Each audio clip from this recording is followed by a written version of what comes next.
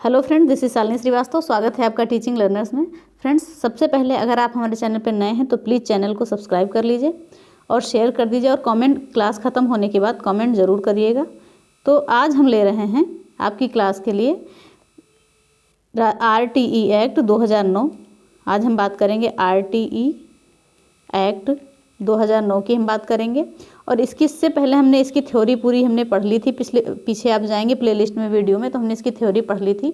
आज हम इसके क्वेश्चन आंसर करेंगे जो इम्पॉर्टेंट हैं, जो हमारे एग्जाम में आ चुके हैं या आने की संभावना है, उनको हम करेंगे। तो प्लीज़ सबसे पहले आप वीडियो देख लीजिए जो थ्योरी पढ़ाई गई है, उसके बाद ही आप क्वेश्चन को करिए। तो हम RTE एक्ट 2009 के आज क्वेश्चन करेंगे जो हमारे एग्जामों में आए हैं, आ चुके हैं या आने की संभावना है, यानी कि निःशुल्क एवं अनिवार्य बाल शिक्षा का अधिकार अधिनियम 2009 की बात करते हैं। तो आइए सीधे हम आते हैं क्वेश्चन पे। सबसे पहले हम आते हैं, पहला हमारा क्वेश्चन क्या है, लिखा है शिक्षा का अधिकार अधिनियम, एक मिनट, ओके। शिक्षा का अधिकार अधिनियम 2009 में अध्यापकों के लिए न्यूनतम कार्य घंटे प्रति सप्ताह वर्णित है। इंपॉर्टेंट बनेगा आपका क्वेश्चन, यहाँ पर इंपॉर्टेंट लिख लीजिए। तो ऑप्शन है आपका 35 शिक्षण एवं 35 घंटे। यहाँ ये जो समय लिखा है इसका मतलब घंटे हुआ। 35 शिक्षण एवं तैयारी के घंटे, 40 शिक्षण एवं तैयारी के घंटे, 45 शिक्षण एवं तैयारी के घंटे और 45 शिक्षण एवं तैयारी के घंटे। तो यहाँ पर आपका होगा 45 शिक्षण घंटे। देखिए यहाँ पे आप थोड़ा सा कंफ्यूज हो सकते हैं क्योंकि इन 45 घंटों में ही तैयारी के घंटे इंक्लूड हैं। ओके, 45 में ही तैयारी के घंटे इंक्लूड हैं, 45 प्लस नहीं हैं। ओके, यहाँ पे देखिए थोड़ा सा कंफ्यूज हो जाएंगे आप। यहाँ लिखा है 45 प्लस तैयारी के घंटे, तो ये आपका गलत हो जाएगा। ओके, ये बातें आपकी RTE एक्ट 2009 की अनुसूची 1 में ये बातें कही गई हैं कि कोई भी शिक्षक है वो प्रत्येक सप्ताह 45 घंटे का शिक्षण कार्य करेगा और उसी में उसके तैयारी के घंटे भी शामिल होंगे, अलग से कोई घंटे नहीं होंगे, उसी 45 घंटे में उनके शामिल होंगे। फिर आगे हम बात करते हैं, आगे है शिक्षा का अधिकार अधिनियम 2009 के मान एवं मानकों के अनुसार प्राथमिक स्तर पर कक्षा 1 से 5 के 200 छात्रों के लिए शिक्षकों की संख्या होगी। ओके, कि 200 छात्रों के लिए शिक्षकों की संख्या होगी। तो हम बात करते हैं, तो जैसे कि हमने बात की थी कि अगर बच्चे 30 हैं तो 30:1 का अनुपात आपका चलेगा। तो अगर वैसे भी हम जोड़ते हैं तो 150 पे हो गए टीचर ये। और अगर संख्या कही गई है कि अगर 200 के ऊपर हैं तो 40:1 होता है, आपका अनुपात होगा 40:1 होगा, यानी कि 40 बच्चों पे 1 शिक्षक। तो अगर हम उस हिसाब से डिवाइड करें तो क्या हो जाएंगे, ये 5 शिक्षक, यानी कि 200 छात्रों पर 5 शिक्षकों की आवश्यकता होगी। ओके, तो हमने क्या देखा, शिक्षा का अधिकार अधिनियम 2009 के मान एवं मानकों के अनुसार प्राथमिक स्तर पर 1 से 5 में अगर 200 छात्र हैं तो शिक्षकों की संख्या 5 होगी। ओके, नॉर्मली हमने 30:1 पढ़ा था और ये थोड़ी सी कन्फ्यूजन हमारी रह गई थी कि अगर 200 के ऊपर छात्र हैं तो कितना होगा। तो अगर 200 के ऊपर छात्र हैं तो शिक्षकों की संख्या 1 होगी 40 बच्चों पे। तो ये चीज़ याद रखिएगा। तो आपका यहाँ पे 200 पे 5 शिक्षक हो जाएंगे। फिर हम आगे बात करते हैं, लिखा है शिक्षा का अधिकार अधिनियम 2009 की धारा 1 के तहत राज्य की घोषित शैक्षिक प्राधिकारी संस्था है। ओके, क्या कहा गया है, शिक्षा का अधिकार अधिनियम 2009 की धारा 1 के तहत इन सभी धाराओं को हमने पढ़ा दिया है, आप देख लीजिएगा। राज्य की घोषित शैक्षिक प्राधिकारी संस्था है माध्यमिक शिक्षा बोर्ड, SIERT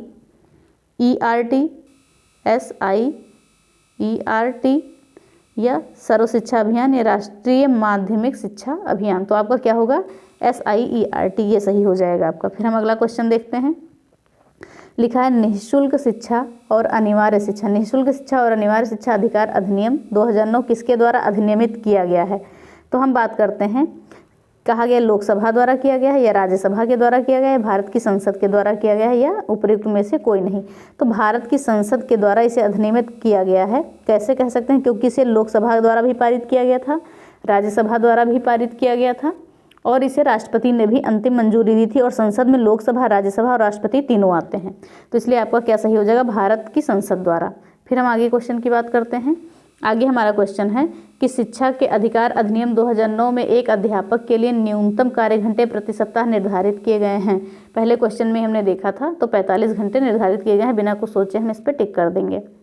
फिर आगे क्या बताया गया है, आगे है कि शिक्षा का अधिकार अधिनियम 2009 में विद्यालय प्रबंधन समिति में भर्ती विद्यार्थियों के माता पिता या अभिभावकों की न्यूनतम सदस्य संख्या प्रतिशत में निर्दिष्ट है, यानी कहा गया है जो RTE एक्ट 2009 के अंतर्गत विद्यालय प्रबंधन समिति बनाई जाएगी उसमें माता पिता या अभिभावकों की न्यूनतम सदस्य संख्या कितनी होगी, कितने प्रतिशत होगी, निर्दिष्ट है।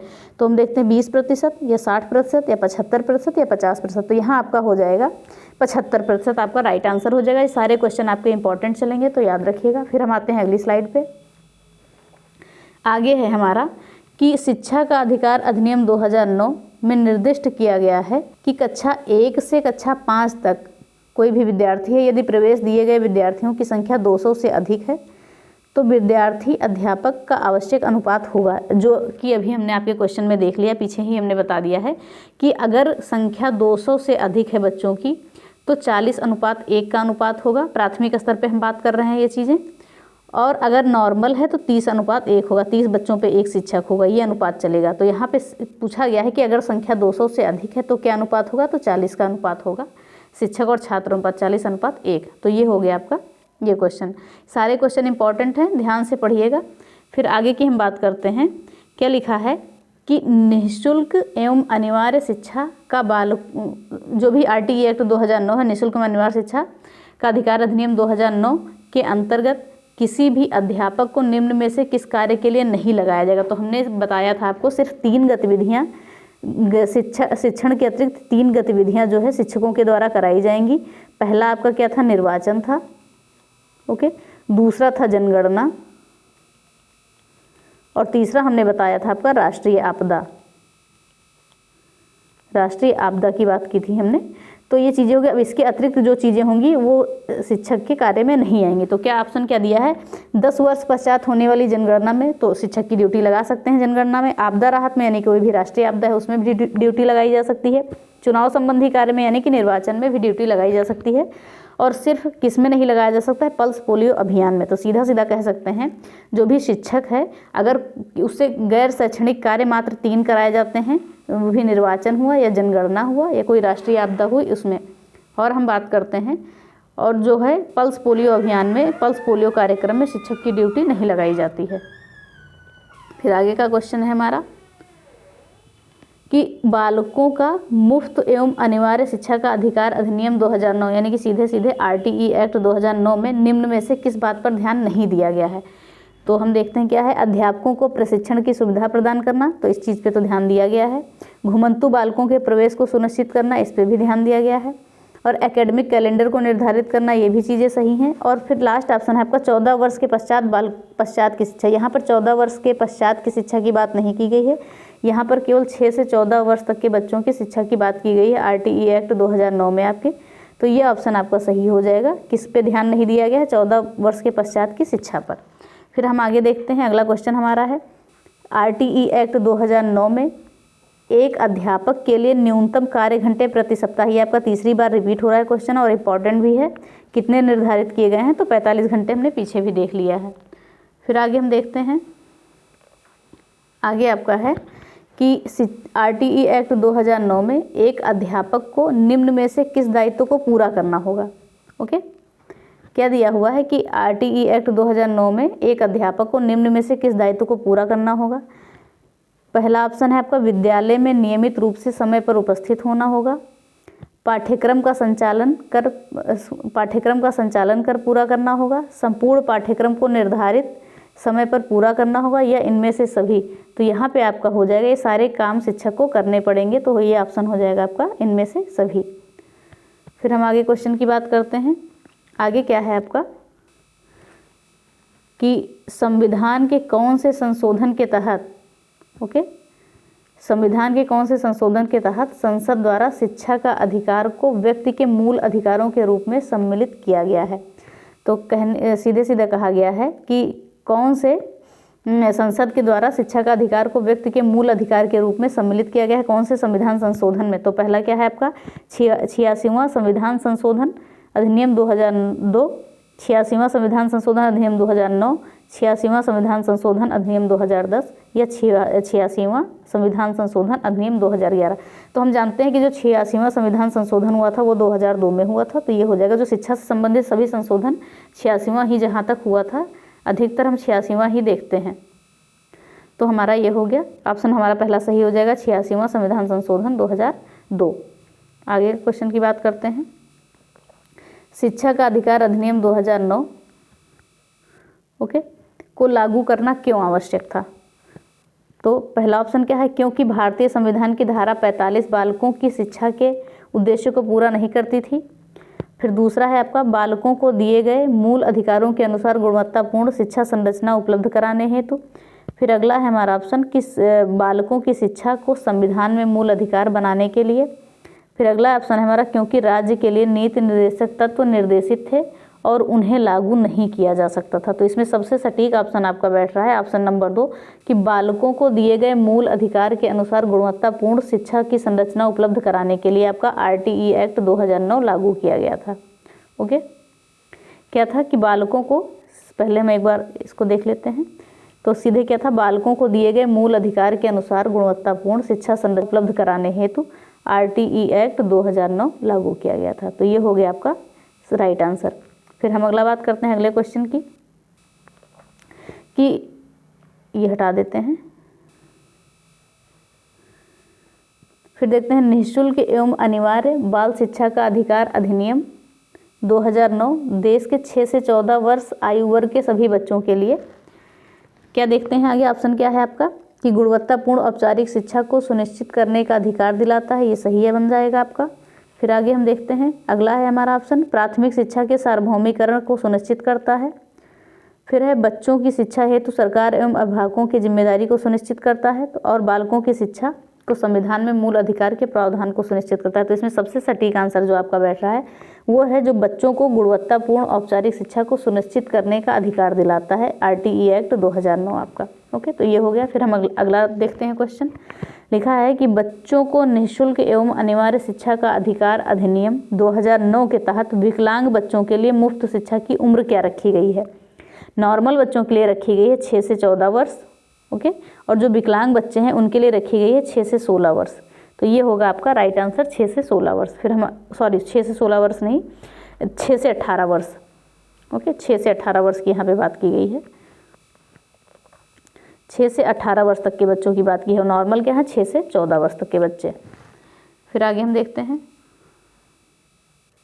आगे हमारा क्वेश्चन है, 86वां संविधान संशोधन अधिनियम के क्रियान्वयन के लिए बच्चों को मुफ्त एवं अनिवार्य शिक्षा का अधिकार अधिनियम 2009 पारित किया गया था। यानी कि कहने की सीधे इसमें ये कहा जा रहा है कि जो 86वां संविधान संशोधन हो रहा है उसी में बच्चों के क्रियान्वयन के लिए RTE एक्ट 2009 पारित किया गया था, जिसके तहत बच्चों की शिक्षा के मूल अधिकार को संविधान में समाविष्ट किया गया है। कौन से अनुच्छेद में? देखिए, संविधान के भाग 3 के अनुच्छेद 21A में, या संविधान के भाग 4 के अनुच्छेद 45 में, संविधान के भाग 4 का अनुच्छेद 51A में, या संविधान के भाग 20 के अनुच्छेद 343 में। तो अनुच्छेद हम देखते हैं कि अनुच्छेद 21 में सीधे सीधे बच्चों की शिक्षा की बात की गई है, 6 से 14 वर्ष तक के बच्चों की शिक्षा की बात की गई है। और 45 में जो बात की गई है 6 वर्ष से कम उम्र के बच्चों की बात की गई है। तो ये हो गया हमारा राइट आंसर।